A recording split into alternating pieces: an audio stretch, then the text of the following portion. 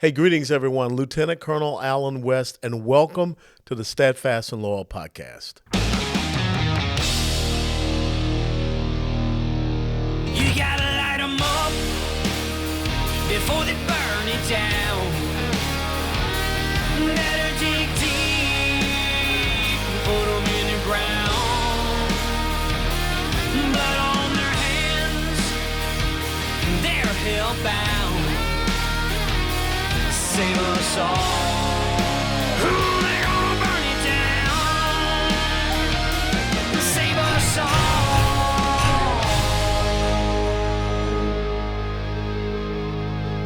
before they burn it down. This episode of the Steadfast and Loyal podcast is brought to us by our friends at the United States Concealed Carry Association. The USCCA is about something bigger than just the right to bear arms. It's a resource to help you be ready for the before, during, and after of a self-defense incident.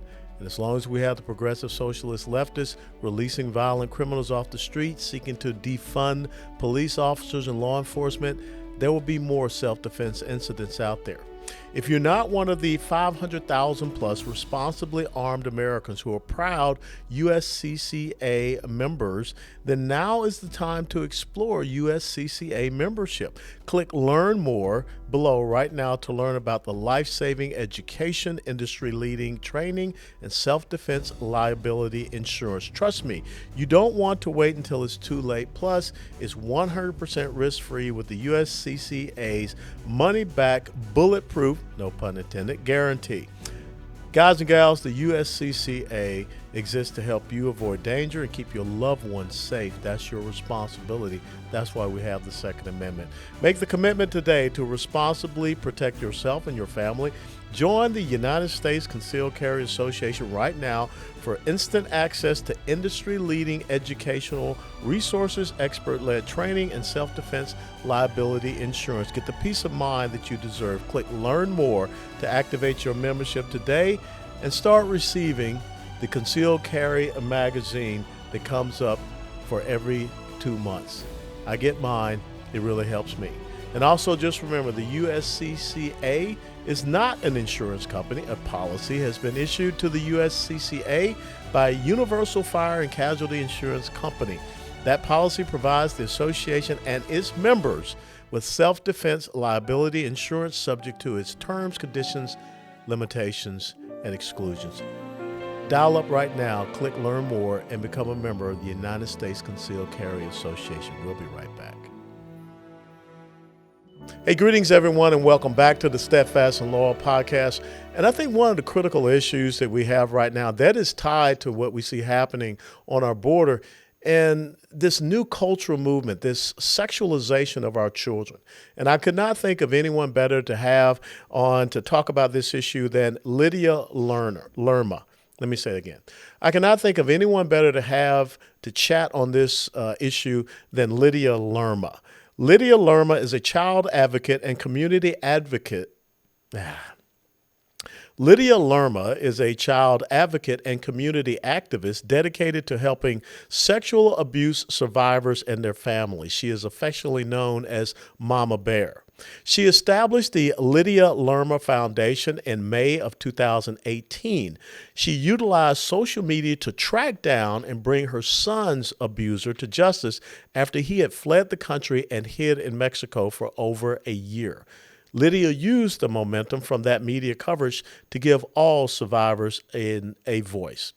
She has dedicated her life to helping other survivors and their families as they navigate their way through the legal process and work toward healing. She works as a sourcing specialist by day and, as her son would say, a superhero by night.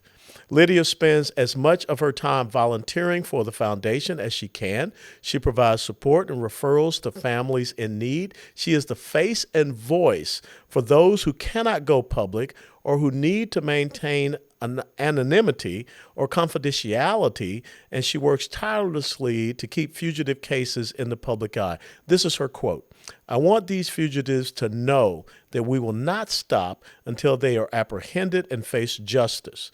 The safety of every child is in jeopardy as long as these fugitives are out there.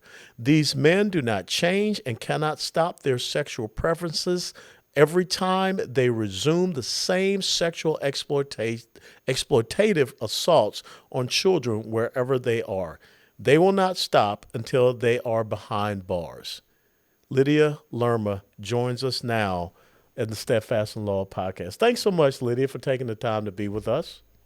Well, thank you for inviting me. And Merry Christmas to you. You're out in Fort Collins, Colorado, if I'm correct. Yes, yes, I am. And happy winter solstice today.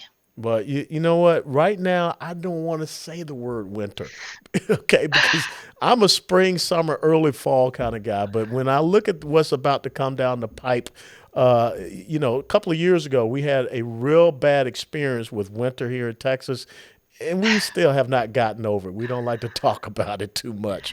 Is Uh, that Arctic front going to hit you guys? That's coming our way? Is oh, that going to absolutely. hit Texas? Oh, Okay, absolutely. well, We're talking about you all the guys way. are, Yeah. you're Yeah, in for it. and you folks in Colorado are used to that. We don't, I don't like the cold. I spent enough time being cold in the military. But let's talk about your story and what caused you to create the Lydia Lerma Foundation. Can you share that with the audience? Well, when we found out my son was being sexually abused in 2016, and we immediately got him into therapy at that time, and as a family, we started going through the legal process of what was to follow with the charges that were being brought against the man who abused my son. He actually confessed to what he had done and he turned himself in. But that started a whole process that was really, I want to say, alienating. When my story became public in 2018, it felt like people didn't want to have this conversation. We don't talk about our consensual intimacy. Like you and I aren't going to go have lunch and say, hey, how was making love to your wife last night? We just don't have those conversations. Mm-hmm. Compound that with sexual assault. And it's really difficult for people to have those conversations. And I found that even some of my closest friends just did not know how to have those conversations with me. They didn't know what to do. They didn't know how to be a friend during that difficult time. And when you look at a 6-year-old child and you think about what they had to endure, it's really, really difficult. And I felt so alone. I felt so abandoned in a sense by friends and even family. I didn't really have a whole lot of support. And so when I was going through this, and when we finally got justice, I made the commitment that I was never going to let another family member feel as alone as I did. And people started reaching out to me in 2018. And I'll tell you, I was perfectly happy in my supply chain world. I had worked supply chain my entire career. I was happy going to work. I'd come home, we'd have dinner. We just had a really normal family life. And when all of this happened, my whole life turned upside down. And so at that time, people started reaching out to me. They started calling me. They started emailing me. And people asked me, well, why'd you name the foundation after you? And I said, when people reach out to me, they're not looking for an attorney. They're not looking for a Mm-hmm. therapist. They're looking for someone who understands their pain. They're looking for someone who can sympathize. They don't want to feel alone because there's a stigma. I had one of the other mothers of another victim tell me that she had already had parents saying that their children couldn't play with her son anymore because he was a victim of sexual abuse. That's not right. Yeah. Our children did nothing wrong. My son did nothing wrong. And people they have that misunderstanding. They think, oh gosh, someone was sexually abused, they're going to turn into a pedophile. That's not true. I'm a sexual abuse survivor. I didn't turn into a pedophile. I can name hundreds of people that I interact with and that, people that you probably come across Mm-hmm. every now and then in your profession and in church and your social circle. We just don't talk about it. We don't go out and say, hey, I'm a sexual abuse survivor. And guess what? I didn't turn into a perpetrator. I didn't turn into somebody who abuses people. So it was really just that sense of feeling so alone that made me want to step out and say, okay, you know what? You're not alone. And what your child has been through, they're going to be okay. They can heal. Guess what? We're lucky. Our children are still alive. There are parents that will never get to smell their child again. They will Yeah. never get to hear their child's voice again. I'm lucky. My son is alive. He's growing. He's happy. He's healthy. He's a hockey player. He's a baseball player. Hmm. I get to see him. I got to hear about him holding hands with a girl for the first time. He's in Yeah. seventh grade. And so I still have my child and I'm blessed and it's okay and he's going to be okay.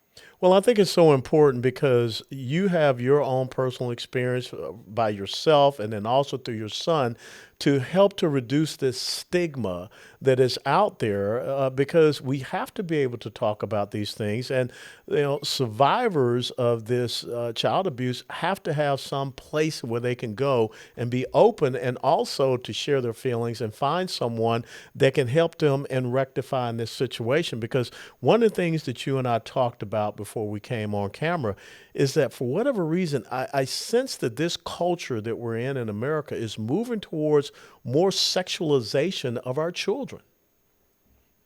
Yeah, I think, I told you I had this conversation with a school teacher. She actually reached out to me because I had posted that I was preparing for the interview, and she had a lot to say about the children that she interacts with. And not, it, we've gone in our culture from not wanting to body shame or to shame someone into dressing a certain way or conforming to certain standards, and you know boys and men should be able to control their behaviors and everything. And I think, yes, absolutely, we need to hold people accountable, but we also need to look at, how am I conducting myself in this situation, or how am I presenting myself?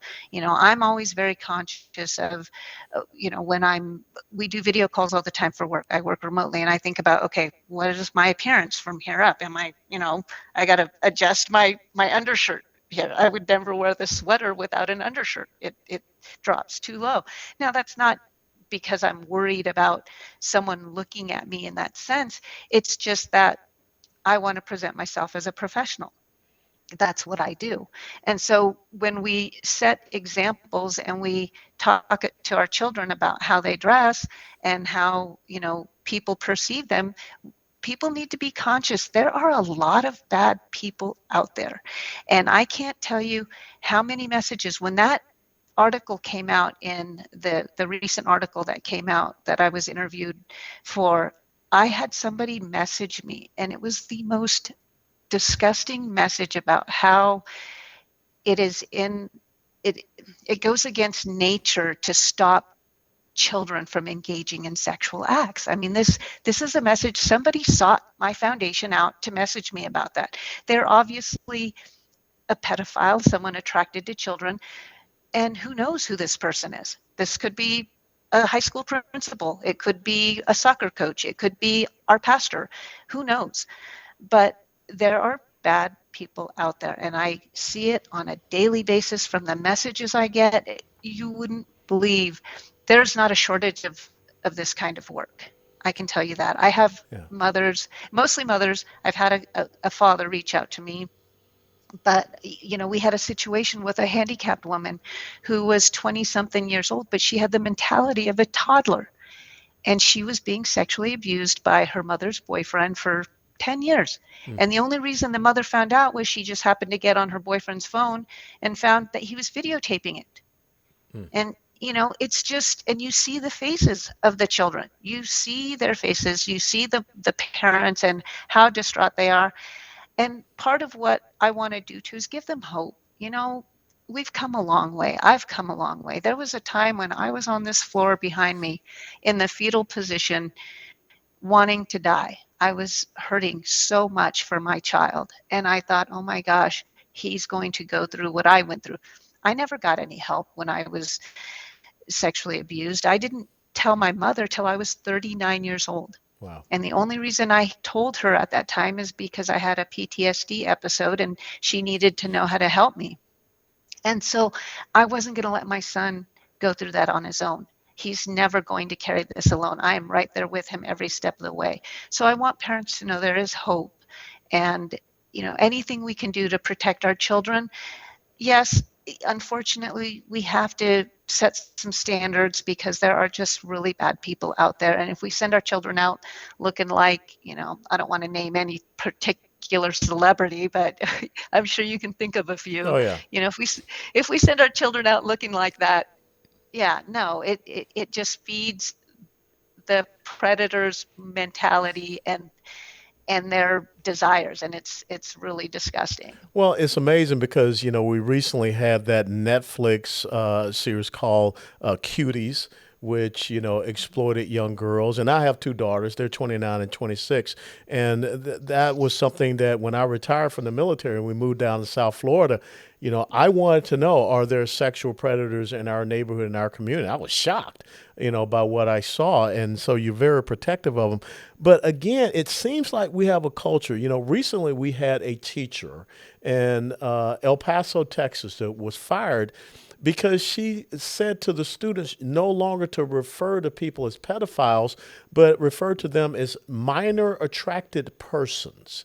That's the new thing that is out there. And, we still have this organization called NAMBLA. Maybe you've heard of it, the North American Man Boy Love Association. And so here we have a recognized organization. I mean, I hate to say it, you can go and Google that, NAMBLA, and you see their website popped up.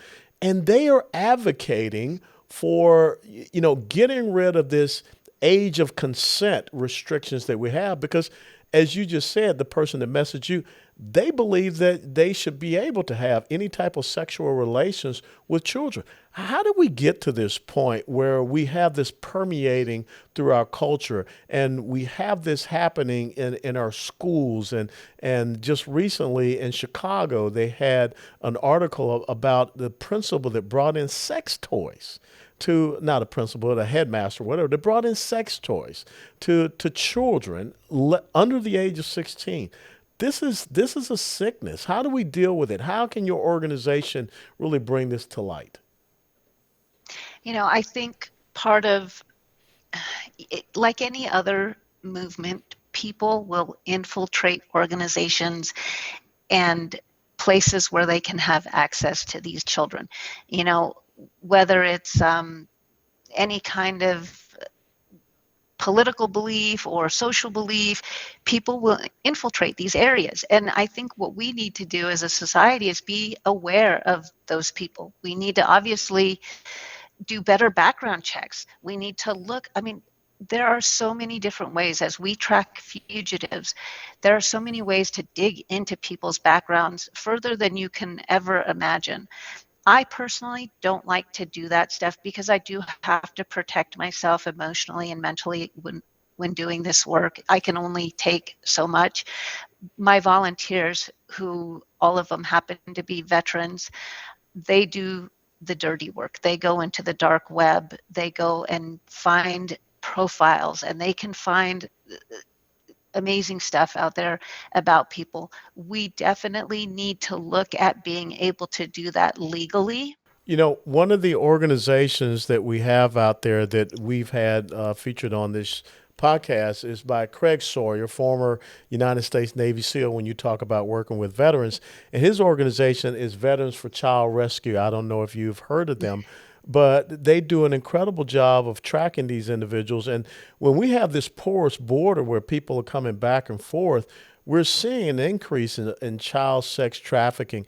Are you seeing that up in Colorado? And talk to us about the method that you're using to track these fugitives, through social media. And also, it seems that you have a lot of contacts south of the border that are helping you as well. So, we use a lot of different software, and we access different platforms to do the digging. My guys that volunteer, we call ourselves, they call themselves the shepherds. They're out there, protecting our flock of children. We recently found kind of like a how-to message board for pedophiles on how they basically support each other and help each other out. They have quite an extensive network, and I'll tell you, you know, just in my situation, we found contacts all the way from Canada down to Mexico. So they have their own network of people. And what my guys do is they just drill into, as we get as much information as we can on these people, and we just start digging. And we will drill out as far as family members, extended family. We'll drill into their family's background. We connect with their own friends, and we track them. We just track them on social media, and we know. And you can figure out a lot about people and their location based on their friends and family. It doesn't even have to be them because of their communication with their friends and family. We've had situations. I don't know if you're aware, but we've done some work with the missing and murdered Indigenous people as well.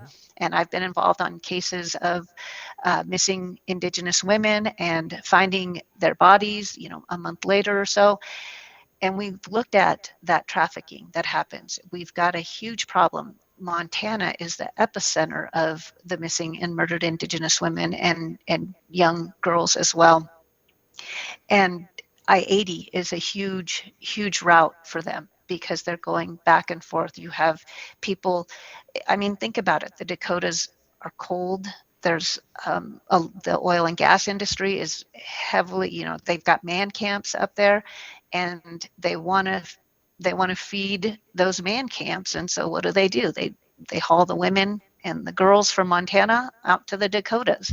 Well, how much cooperation do you get from state law enforcement or even federal law enforcement? Because what you just talked about, these women being transported out of Montana across state lines into the Dakotas. I mean, this is an interstate commerce act, and that is a violation, and that's a federal issue. I mean, are you able to work with them, and they are helping you to track these people down and bring them to justice? When we find stuff, I report it to my FBI contact here locally, and then he gets it to the appropriate person because we deal with so many cases from all over the country, not just Colorado, but I have cases out of the Pacific Northwest, out of Louisiana.